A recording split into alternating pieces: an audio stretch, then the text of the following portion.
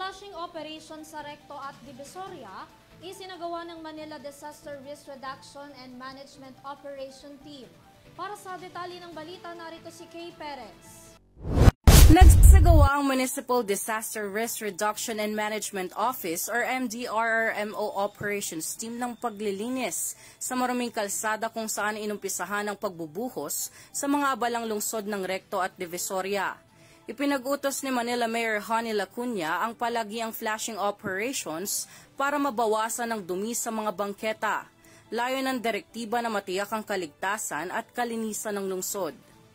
May iwasan ang anumang aksidente na dulot ng madulas, maputik at maduming kalsada dahil sa naipong kalat ng mga pumapasok at lumalabas sa lugar ng Maynila na nag-iiwan ng mga basura. Maliwalas na paligid para sa mamimili at residente ang layong ibigay ng flashing operations ng MDRRMO Operations Team. Lulan din ito na mahinto ang pagkakalat at pagkasira ng kapaligiran. Disiplinadong pagdispose ng mga basura at dumi sa lungsod ng Maynila ang pangunahing kinakaharap ng lungsod. Operasyong pagbubuhos sa kahabaan ng Recto at Divisoria ay nagdulot ng maganda sa mga Manilenyo at mamimili. Anila unti-unti nang nawawala ang mga hindi ka nais-nais na amoy sa nasabing lugar. Para sa EuroTV News, ako si Kay Perez, sumasaludo sa bawat Pilipino.